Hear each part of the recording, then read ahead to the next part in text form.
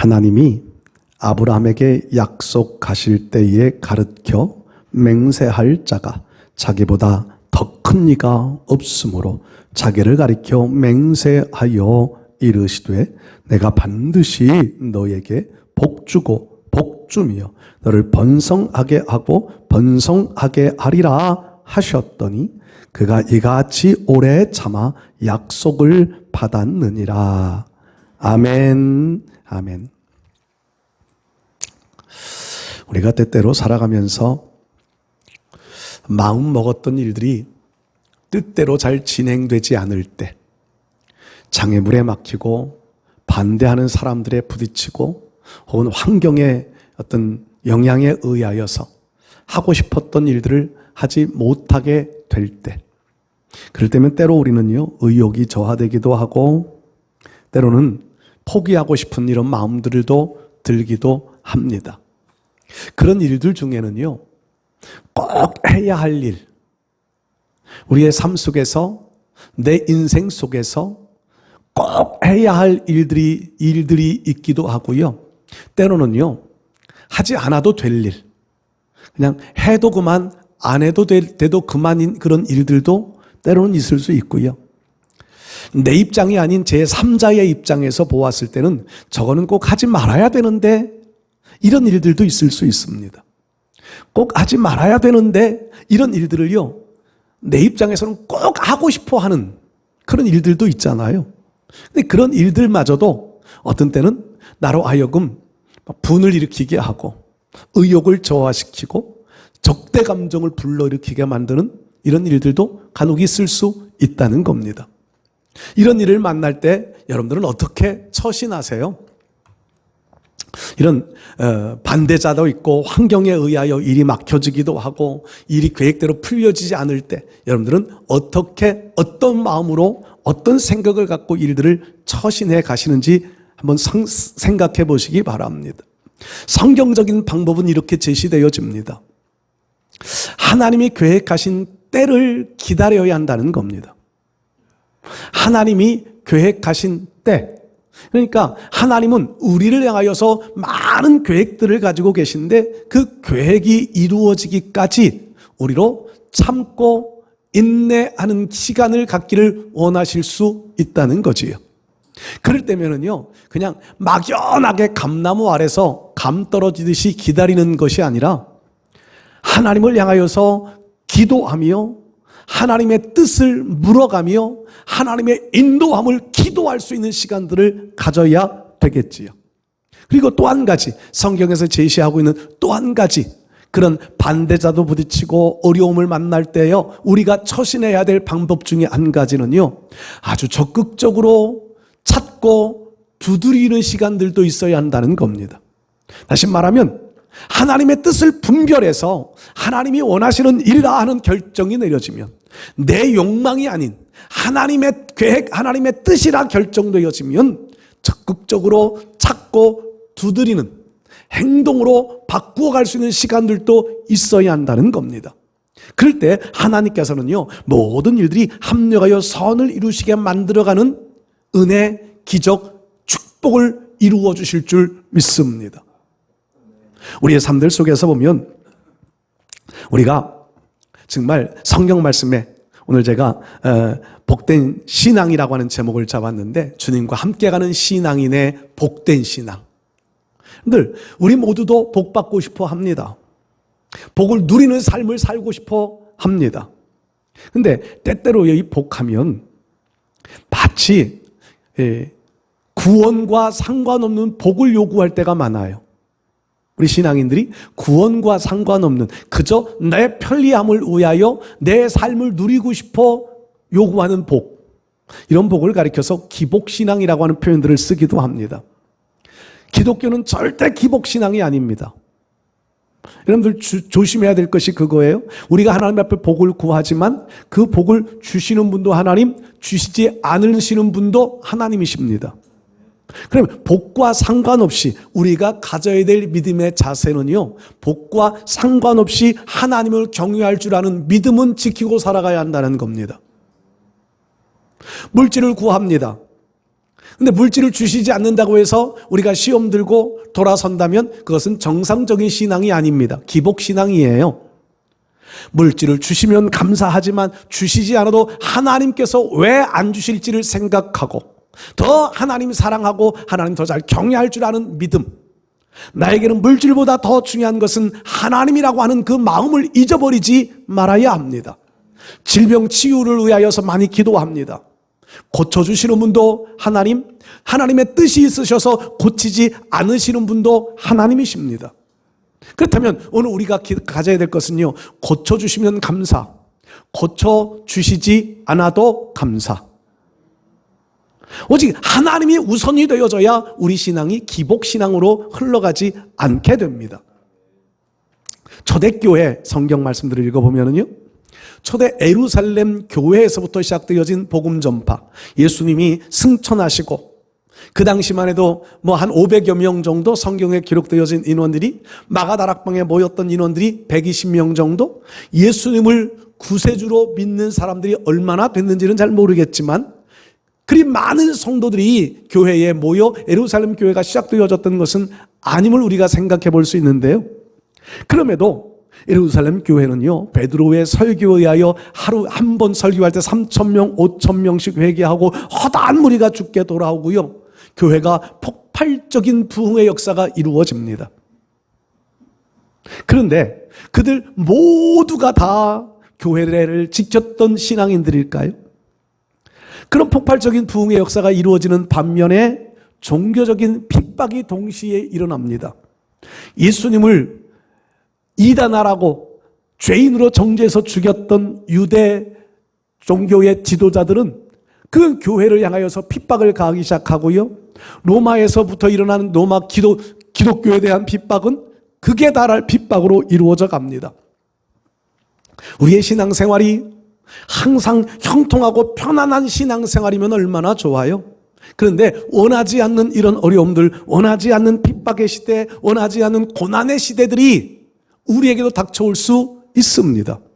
근데 문제는요, 성경 말씀 보면은요, 폭발적인 부흥의 역사를 이루어서 교회에 모여드는 사람도 많았지만, 교회를 지키고 신앙을 지키고 하나님 경외하는 신앙을 지키는 사람들도 있었지만은요, 그에 반하여서 배반자, 배신자들, 배교자들도 많이 있었다는 겁니다. 교회를 등지고 하나님을 등지는 사람들도 많았다는 거예요. 왜 그런 일들이 발생됐을까요? 그들이 말씀을 들을 때는 귀가 솔깃했습니다. 하늘나라가 있고 구원이 있고 천국이 있고 하나님의 복이 있고 하나님이 주시는 평강이 있고 내 삶 속에 필요한 것들은 많이 있는데 주를 위한 희생은 생각하지 않았던 거지요. 주를 위한 헌신들은 결단하지 못했던 것입니다. 그래서 좋은 소리를 들을 때는요, 주님 앞에 다 날려갈 수 있었는데 원하지 않는 어려움들이 있으니까 등 돌리는 사람들이 그만큼 많아졌던 거지요. 우리 시대에도 똑같지 않을까요? 우리가 하나님을 믿습니다. 예수님을 믿습니다. 그 예수님을 믿는 믿음 가운데는요, 우리도 똑같아요. 천국이 보장되어지고 예수 믿으면 천국 간다고 하고요, 예수 믿으면 복을 받는다고 하고요, 예수 믿으면 주님이 세상이 주는 평안, 주지 못하는 평안을 주신다고도 약속하시고요. 이런 것들이 우리 마음속에 자리 잡고 있습니다. 그런데 문제는 살아가는 삶의 현장 속에서 당하는 현실의 문제들을 우리가 극복하지 못한다는 거예요.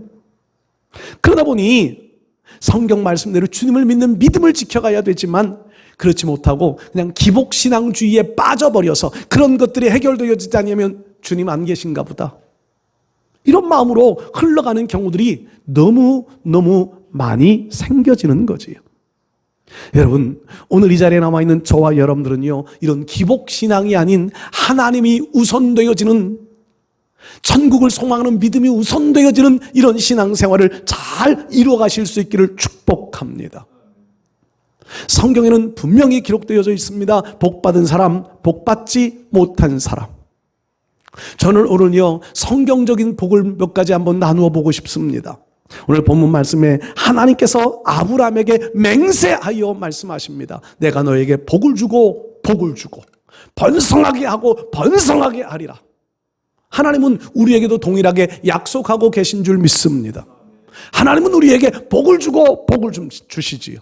근데 그 복은 우리가 원하는, 우리가 그렇게 세상 사람들이, 많은 사람들이 요구하는 물질적인, 환경적인, 인간적인 그런 복도 물론 포함되어져 있지만 그런 것이 주가 아니라는 겁니다. 여기에 복은 하나님이 우리에게 부어주시는 영적인 복이 우선이에요. 영적인 복.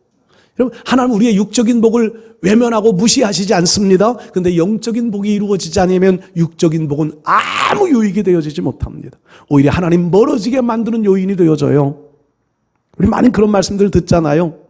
그냥 가난한 사람들이 기도해서 하나님이 복을 주셨더니 그 복 받은 사람이 하나님 버리고 딴 데 가서 딴짓 하다가 망해버리고 천부여 의지 없어서 손들고 옵니다 간증하는 간증자들의 말들을 많이 듣습니다.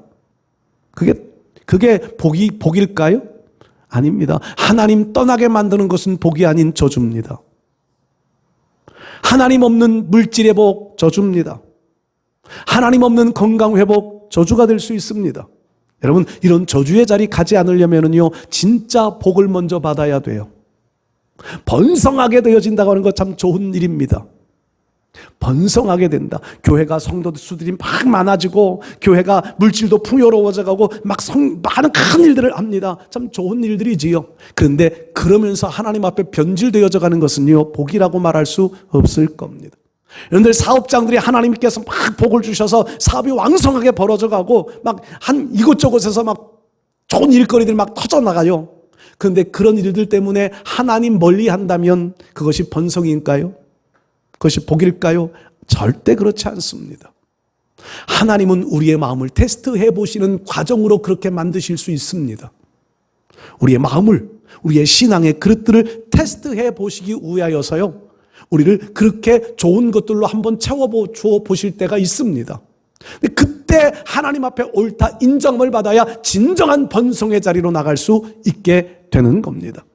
우리 사랑하는 성도 여러분들, 우리가 정말 성경에서 말씀하고 있는 하나님의 복, 하나님이 번성케 하심의 이런 역사들이 우리의 생애 속에서 끊임없이 이루어지기 위한 몇 가지의 조건들을 한번 오늘 말씀 속에서 함께 나누어 보겠습니다.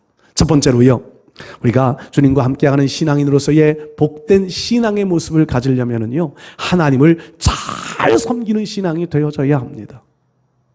하나님 잘 섬기는 신앙이 되어져야 우리에게 신앙이 진짜 복된 삶을 살 수 있게 될 겁니다.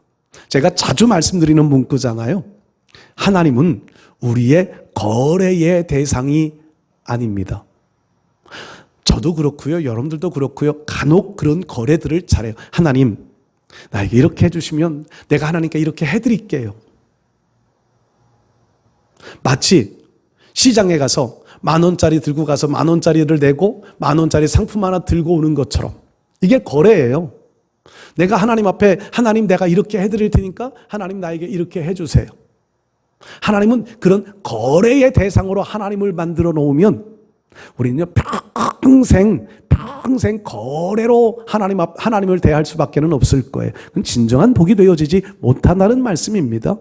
우리가 하나님 앞에 뭔가 하는 것은요 하나님 앞에 받은 은혜에 감사해서 감사로 인하여서 드려지는 것이 되어져야 되는 거지요. 그 조건은 이거예요. 거래라고 하는 표현을 제가 사용했지만 내가 하나님 앞에 뭔가를 제안해서 내가 하나님 앞에 하고 그 후에 하나님 내가 받는 것과 바꾸어 말해요. 하나님이 우리에게 뭔가를 주셔서 그것에 대한 감사한 마음 때문에 내가 하나님 앞에 뭔가 일을 해드리고 내가 뭔가 헌신을 했는데 그것을 통해 하나님 또 다른 것을 주시는 것과 무엇가 정상일까요? 우선이 뭘까요? 우리 신앙 속에서 우선은요 하나님의 은혜를 감사하는 겁니다. 하나님이 나에게 주신 은혜를 먼저 찾아 그 은혜를 감사를 찾아야 돼요. 하나님 앞에 감사한 마음을 먼저 가져야 돼요. 그리고 그 감사한 마음 가지고 하나님 앞에 헌신자가 되고 예배자가 되고 충성을 지켜가고요. 그런 것들이 또 다른 씨앗이 되어져서 하나님 우리에게 또 다른 것을 부어주시는 하나님이시라는 겁니다. 내가 이렇게 했기 때문에 하나님 이렇게 주세요가 아니라는 거지요. 그 하나님이 뭔가를 또 다른 것을 주시면 그 주신 것에 또 감사하면서 또 하나님 앞에 그걸 기뻐하면서 하나님의 영광을 위해 또 다른 곳에 사용해 보세요. 하나님은 또 다시 주시잖아요. 거래의 하나님이 아니라 내가 하나님 앞에 감사의 신앙으로 심는 신앙이 될 수 있는 겁니다. 우리 사랑하는 사람, 이런 신앙들이 진짜 복이 되고 번성케 되어줄 수 있는 신앙인 줄로 믿습니다. 하나님은 우리를 노예로 대우하지 않으십니다. 노예라는 말, 성경에 기록되어질 당시의 노예나 우리 과거 조선시대, 고려시대 노예들이나 별 다를 바가 없을 텐데요. 노예들은요, 주인이 노예를 대할 때, 좀 좋은 주인들은 노예들을 사람으로 취급해서 사람으로 대해주겠지만, 과거에 대부분의 노예들을 대하던 사람들은요, 노예를 인격적으로 대우해주지 않았습니다. 그냥 노동력의 착취. 노예는 참 불쌍하게 살았잖아요. 노예로 살고 싶은 사람은 그래서 아무도 없습니다. 하나님은 우리를 노예로 삼으려고 하지 않으십니다. 우리가 하나님 앞에 헌신하고 충성하며 살아가는 것들이요, 그냥 노예처럼 부려먹으려고 하시는 하나님이 절대 아니시라는 겁니다. 하나님은 우리를 하나님의 백성으로, 하나님의 자녀로 우리를 대우해 주십니다. 그 하나님은 우리에게 있는 것, 있는 모습 그대로 우리를 통하여서 헌신과 사랑을, 하나님 경외의 신앙을 받으시면 그로 인하여 하나님 감격해 하시면서 내가 너에게 무엇을 줄꼬, 솔로몬에게 그렇게 말씀하시던 하나님이 우리에게도 동일하게 우리가 하나님을 향하여 진정 하나님을 섬기는 바른 믿음 가지고 살면 우리에게도 그렇게 하나님 우리를 대해 주실 줄 믿습니다. 여러분, 하나님을 잘 섬기는 신앙이 먼저여야 한다는 겁니다. 하나님을 잘 섬긴다고 하는 것의 출발은 뭘까요? 그냥 하나님 잘 섬긴다고 하는 것이요, 교회 와서 열심히 앉아서 예배드리고 이렇게 교회에서 맡겨진 직분들에 대하여 충성, 이게 하나님 잘 섬기는 일일까요? 물론 그 중에 한 가지입니다. 진짜 하나님을 잘 섬기는 일은요, 하나님이 보내주신 예수 그리스도를 잘 믿는 일입니다. 이게 하나님을 잘 섬기는 일의 출발이에요. 예수님 없는 열심들 아무 유익 없습니다. 바리새인들이 가지고 있는 종교적인 열심들이 얼마나 열심히 있습니까? 그런데 그들은 예수님을 인정하지 않았잖아요. 그러니까 예수님은 그들을 향해서 화 있을진저 독사의 자식이라고 책망하시는 겁니다. 진짜 하나님을 잘 섬기는 신앙인이라면요, 그 유대인들이 막 그 성경에 쇠마라고 그러잖아요. 신명기 6장에 있는 이마에다가 말씀을 막 써서 붙여놓고 외우고 다니고, 손등 위에 막 말씀 띠 같은 거 두르고 다니고, 가장 잘 보는 문설주 같은 데다가 성경 막 붙여놓고, 우리 여러분들도 그러시지요? 집에 가면 막 액자에다가 성경 구절 붙고, 어디 급한 기도 제목 있으면 막 그런 걸 막 이렇게 써가지고 문 앞에도 붙여놓고. 그것보다 더 우선되어져야 될 일은요, 내 안에 예수님 살아계신가 하는 겁니다. 내가 예수님 믿는 구원의 십자가의 은총을 믿는 믿음이 나에게 있는가가 먼저입니다. 이게 하나님 섬기는 일의 출발이에요. 이거 없으면은요, 아무 소용없는 겁니다. 예수님 믿는 믿음. 그래서 제가 지난번에도 한 말씀 드렸지만, 요한복음 5장인가 15장인가요? 거기에 하나님의 일에 대하여서 예수님을 설명하세요. 내가 하나님이 일하시니 나도 일한다. 그래서 제자들이 우리는 어떻게 하나님의 일을 합니까? 그랬더니 나를 믿는 것이 하나님의 일이다. 예수님을 믿는 것이 하나님의 일이래요. 그거보다 더 중요한 것이 없다는 말씀이지요. 요한 1서의 말씀, 2서, 3서 계속 반복되어지는 말씀들이요, 예수님을 믿는 것보다 더 중요한 일은 없어요. 예수님을 하나님의 아들이라 믿는 자, 이것보다 더 중요한 일은 없어요. 그렇지 않으면 다 이단이라는 거예요. 예수님을 하나님의 아들로 믿지 않고 종교 활동하는 것은 다 이단이라고 그래요.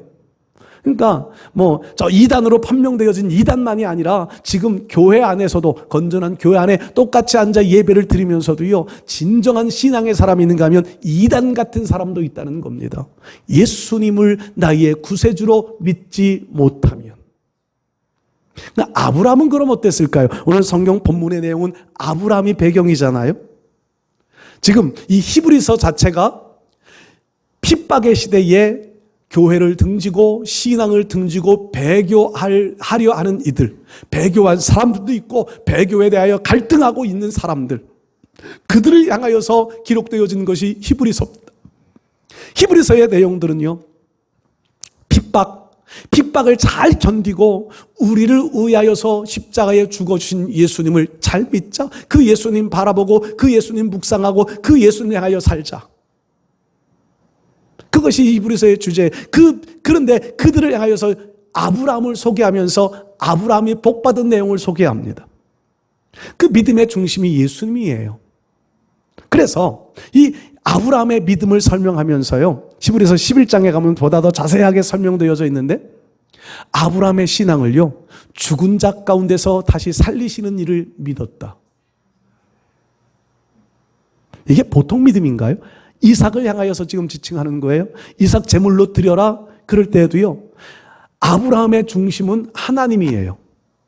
이삭을 사랑하지만, 100세에 낳은 이삭을 사랑하지만 그 이삭보다 더 잘 섬기고 싶은 것이 하나님이에요. 그래서 이삭을 제물로 드릴 수 있었던 그 믿음을 지금 표현하는 거지요. 그러면서 그 아브라함은 히브리서 11장 말씀을 더 나은 본향을 바라보았다. 그 더 나은 본향이라고 하는 것이요, 지금 세상에 존재하는 어떤 공간이 아니고 천국을 상징하기도 하지만 예수님 바라보았다는 거예요. 더 나은 구원의 역사를 이루시는, 아브라함 시대만 해도 구원의 메시아라고 하는 의식들은 별로 없었을 텐데, 근데 아브라함은요, 더 나은 구원의 역사를 이루실 메시아 바라보았다는 말입니다. 하나님을 더 잘 섬기고 싶은 아브라함의 신앙을 표현해 주는 내용들이에요.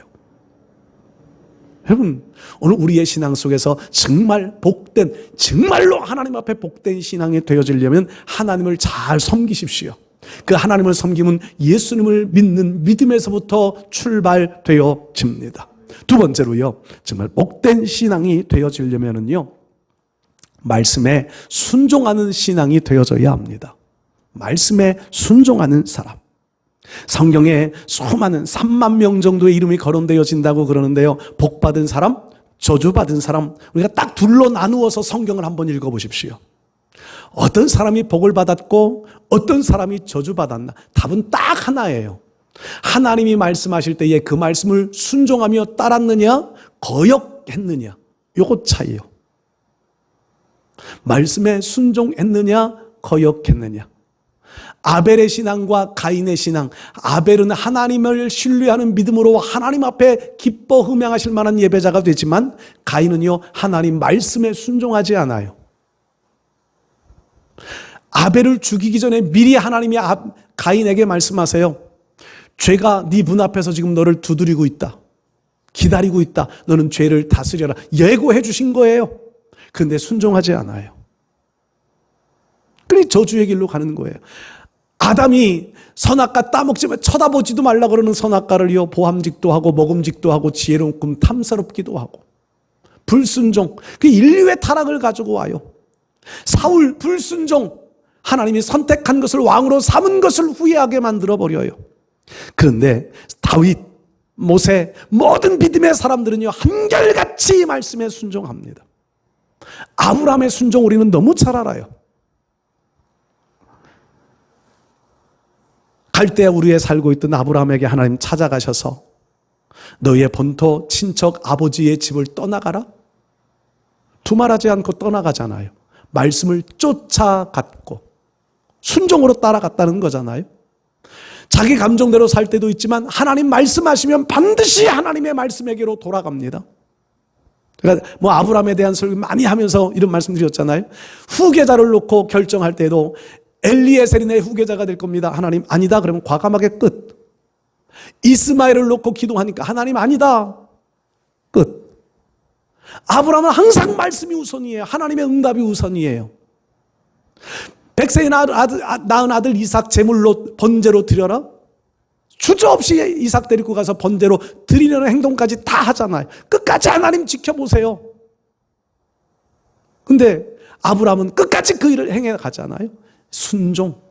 이게 아브라함에게 하나님 복을 주고 번성하고 번성하게 하리라고 하시는 하나님의 말씀의 복을 받는 기본이었습니다. 이삭도 그런 순종 때문에 복을 받았고요. 야곱도 그런 순종이 뒷받침되었기에 복을 받았고요. 여러분, 말씀에 순종하는 것이 하나님의 진짜 복을 받을 수 있는 가장 중요한 통로임을 잊어버리지 않으시기를 바랍니다. 순종하면은요, 이런 생각도 들어요. 많은 우리 믿음의 선배들이요, 하나님 말씀에 순종했다고 그러는데 때때로 내 감정에, 내 기분에서 생각해 볼 때 하나님은요, 내가 할 수 없는 불가능한 것을 요구하시는 것 같이 느껴질 때도 있습니다. 하나님이 우리에게 가끔 마음속에 감동을 주세요. 그런데 그 감동이 내가 할 수 없는 일을 하나님이 요구하시는 것 같아요. 새벽 기도를 좀 해봐라. 근데 난 도저히 새벽에 못 일어납니다. 내가 생각할 때 불가능해 보이는 것을 하나님이 요구하시는 것 같아요. 그런데요, 입장 바꾸어 놓고 생각하면은요, 하나님이 내가 쉽게 할 수 있는 일들만을 요구하신다면 내 결단의 믿음이 하나님 앞에 인정되어질 수 있을까요? 그렇지 않아요? 하나님은요, 우리의 인간 두뇌의 합리적인 것, 이성적인 것, 그것만을 요구하시지는 않으십니다. 베드로에게, 한 마리의 고기도 잡지 못한 베드로에게 찾아가셔서 오른편에 깊은 곳에 가서 그물을 던져라. 베드로의 상식으로는 그 시간에 깊은 곳에서 그물을 던져봐야 한 마리도 잡을 수, 밤새도록 한 마리도 잡지 못했는데 깊은 곳에 가서 그물을 내린다고 하는 것은 불가능한, 자기 상식으로는 이해할 수 없는 일이에요. 그런데 베드로는 그렇게 고백하잖아요. 내가 말씀에 의지하여 그물을 내리리이다. 순종했더니 2배에 잠길 만큼의 고기를 잡아요. 그래서 우리 신앙은요, 내 상식과 내 이성과 내 환경에 의하여서 순종하는 것이 아니라 하나님 말씀에 의하여서 순종하는 순종자가 될 수 있어야 합니다. 그게 순종이에요. 말씀에 이루어진, 말씀에 근거한 순종이 되어질 때 그게 진정한 순종이에요. 하나님은 우리에게 불가능한 것을 요구하시는 것이 아니라 얼마나 하나님의 말씀에 순종하느냐를 보시는 겁니다. 이삭을 제물로 드려라. 하나님은 진짜 이삭을 제물로 받으셨습니다. 그런데 죽이지는 못하게 하십니다. 근데 성경 말씀에 보면 입다라는 사람이요, 암몬과 전쟁하러 나가면서 가장 먼저 나를 맞이해 주는 사람을 제물로 드리겠습니다. 외동딸이 나오잖아요. 그 외동딸은 진짜 죽은 것 같아요. 성경 말씀 보면 입다의 믿음이 커요, 아브라함의 믿음이 커요? 이삭은 안 죽었고요, 입다의 외동딸은 죽었어요. 누구의 헌신이 커요? 누구의 결단이 커요? 진짜 죽은 것이 커 보이지만 그렇지 않습니다. 성경의 말씀의 원리는요, 하나님의 말씀에 순종이냐 내 감정에 충실함이냐의 차이인 거예요. 아브라함은 하나님 말씀에 순종한 거고요, 입다는 자기 감정에 충실했던 거예요. 여러분, 신앙은요, 우리의 순종은요, 내 감정에 충실한 것이 아닙니다. 그래서 입다의 외동딸을 죽인 것은요, 믿음의 사람으로서의 가치를 인정받지 못해요. 자기 감정에 충실했던 거지요. 아브라함은 비록 이삭이 실제로 죽지는 않았지만 하나님은 죽음으로 받으셨어요. 그리고 아브라함은 그 믿음은요, 그 순종은요, 대대의 성경에 정말 놀라운 순종의 역사로 기록되어져 가고 있습니다. 오늘 저와 여러분들이 신앙생활하면서 정말 복된 신앙이 되어지려면 내 감정에 충실한 사람 되어지면 안 됩니다. 내 감정은 늘 수시로 변할 수 있고요, 내 감정은요, 하나님 말씀과 위배되어진 일들도 많이 감정 속에서 일어납니다. 감정에 충실하지 마십시오. 하나님의 말씀이 뭐라고 말씀하시나를 분별하며 그 말씀에 충성하시기를 바랍니다. 이게 순종이에요. 이런 순종자가 하나님 앞에 복을 받게 됩니다. 세 번째로요, 기도하는 사람이 하나님의 진정한 복을 받게 됩니다. 복 받기를 원하는 사람마다 정말 복을 받기 위한 여러 가지 노력들을 많이 합니다. 전제에도 말씀드렸지만 복을 받기 위하여서 어떤 사람 정말 찾고 두드리라고 해서 막 아무 곳에 가서 찾고 두드리고 요구하고 감 떨어지라고 나무를 흔들어 보기도 하고 올라가서 감을 때려 보기도 하고 그게 복이 되어지지는 않아요. 진정한 복은 기도가 동반되어져야 합니다. 저는 성경 말씀 읽어가면서요, 아브라함의 아들 이삭의 결혼에 대한 내용을 한 번 더 유심히 읽어보았습니다. 창세기 26장에 나오는 말씀이요, 25장에 나오는 말씀을 유심히 읽어보았습니다. 거기에 이런 말씀이 나와요. 이삭이 결혼할 때에는요, 사라가, 엄마인 사라가, 아브라함의 아내인 사라가 죽고 난 이후에 이삭이 심한 아마도 좀 우울했던 이런 환경이었던 것 같아요. 아브라함도 뭔가 위로를 받고 싶은 마음이었던 것 같아요. 그래서 이삭을 위하여서 배필을 찾아오게 합니다. 종을 이제 고향으로 보내어서 밧단 아람으로 보내어서 그곳에서 아내를 선택해 오게 합니다. 종이 가면서 이렇게 말을 해요. 만약에 정말 거기에 좋은 배우잣감이 있는데 그가 여기 오기를 거절하면 이삭을 데리고 내려가도 될까요? 우리가 이거 참 조심해야 돼요. 아무리 좋은 배우잣감이 있어도요, 내가 그리로 가도 될까요? 아브라함은요, 철저해서 안 된다. 아무리 좋은 사람일지라도 이곳에 오기를 거절하면 배우잣감 아니라는 겁니다. 그거 우리가 신앙생활 하면서요, 우리의 자녀들이나 후손들의 교훈, 믿지 않는 사람과 아무리 좋은 배우잣감이 되어져도요, 하나님의 말씀을 순종하면 끊을 수 있어야 돼요.